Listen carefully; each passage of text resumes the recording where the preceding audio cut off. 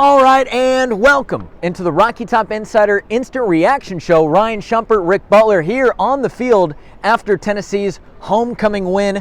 They defeated UT Martin by a score of 65-24, and Ryan, Tennessee just continues to roll. What did you see from the Vols today? Yeah, just that. I think especially in the first half, obviously a curiosity or wondering if there's going to be an Alabama hangover, and I don't think you really saw that. Especially, I know you didn't see it on the offensive side of the ball. Tennessee goes out and scores 52 points in the first half, the most points it's ever scored in one single half of football.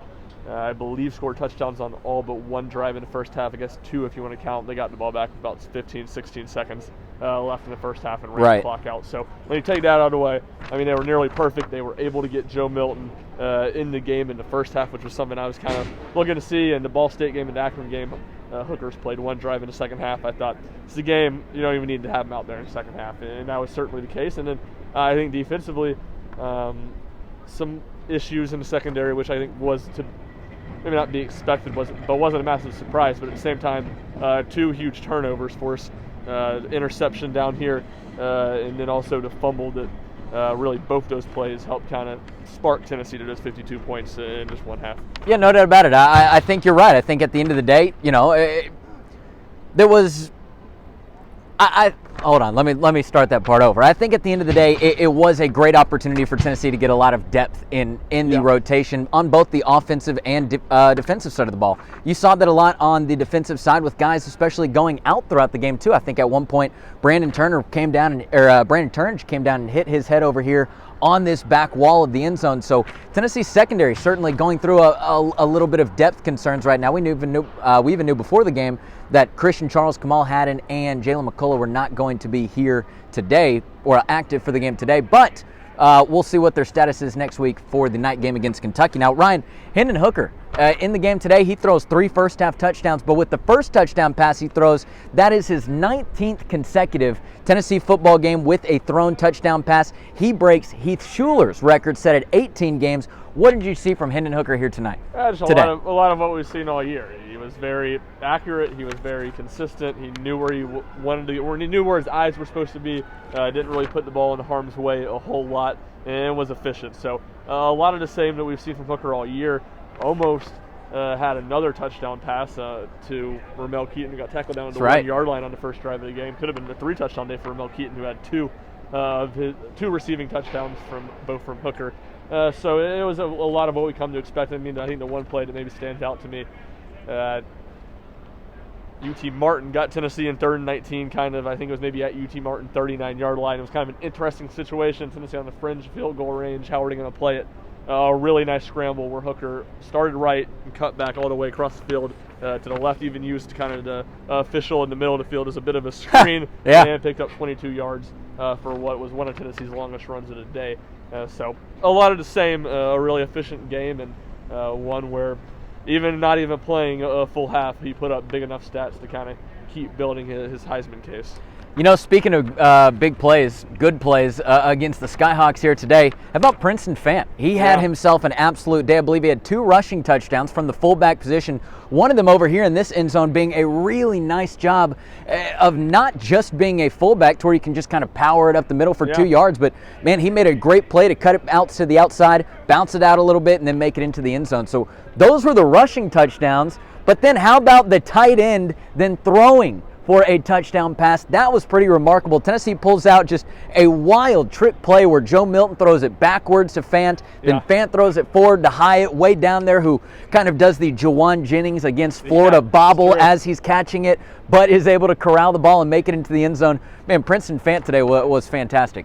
Yeah, he was. And besides the one dropped touchdown reception there, that could have even had him at the cycle there in the first half, the football cycle. That's what I was gonna bring up, is he had to drop touchdown on a drive Tennessee still scored on. But I don't know how many people have done that. I go back to, I think I know Cam Newton did it. I don't know who he did it against, but he had it one year in an SEC game. Where he caught like a fade route, like a contested fade route too. It was very funny.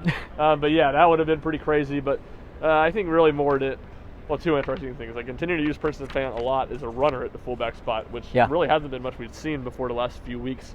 And you're right, you mentioned it. That second run was pretty good. It was about an 11-yard run where he really kind of made a nice read and cut it out to the outside So it'll be interesting to see how they keep using them like that, and it'll be interesting to see when maybe next week or when Tennessee goes down to Athens in a few weeks that they have some sort of play to go off of that, because it's been a lot of fullback dives, no fakes on it yet. I wonder if they're kind of building for maybe a play in a big moment where they run some action off that, because obviously they've put that on tape a lot now. And then, yeah, I mean, on the pass, it was just very funny play, very cool play, just kind of interesting timing when it came at. And a very lopsided game late in the first half against UT Martin for them to dial that one up, I thought was certainly interesting, and really good throw by him. I mean, he was on the money. It was almost like Jalen Hyatt couldn't believe how good of a throw it was. He almost dropped it. It was pretty impressive, and he had some kind of funny quotes there in the press conference as well. Just joking around with Coach Joey Halsley throughout the week, or obviously in months leading up to this. This is we learned after the game that this is something that has kind of been joked about for a while now.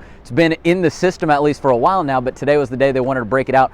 Real quick, I just want to go back to your thought on him as a fullback. Even going back to just a couple days ago, Nick Saban on his coach's show talked about how, hey, when Tennessee came out in the I formation and eventually handed it off to Fant, who ran it in for the touchdown, man, they were not prepared. They didn't know what was coming. So I agree with you, man. I think that it's very timely when Tennessee is kind of bringing this package out here in the season. And I do think that you could very well potentially see a little bit of evolutionary steps being added onto it in the next couple weeks. Yeah, you could, and it'll be interesting to see. And I guess they've run it 4 times the last 2 weeks. 3 of them very successful. They got quite lucky on that other one, that 4th down play at Alabama. They were fortunate that they had a false start because they got stuffed on it, but that probably went with the false start too. Tennessee just wasn't very coherent on that play. So certainly a very interesting development. I mean, Princeton Fant's a guy who has played just about every position at Tennessee.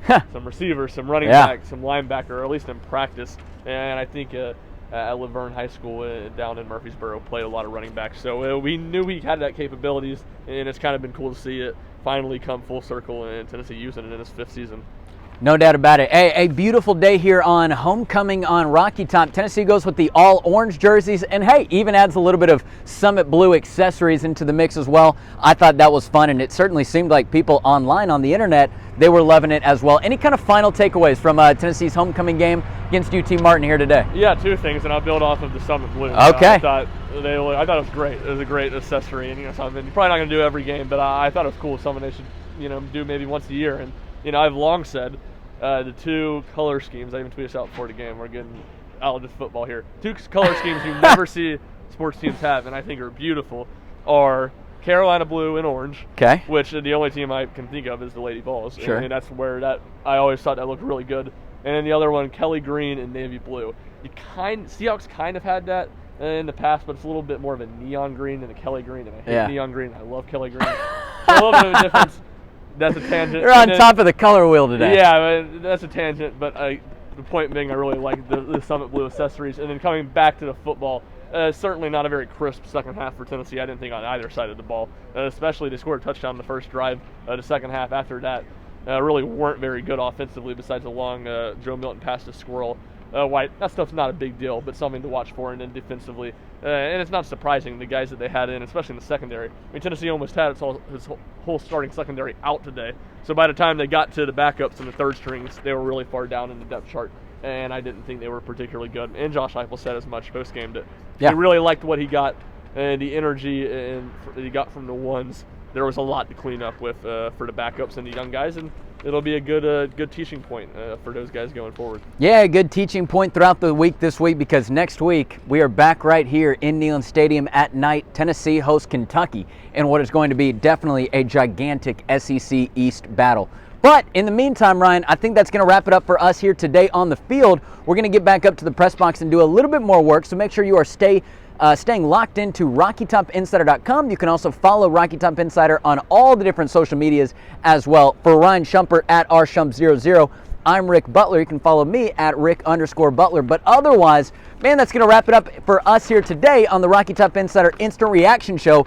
Tennessee defeats UT Martin here on homecoming by a score of 65-24. For Ryan and Rick, we'll see you back next week. This has been the RTI Instant Reaction Show.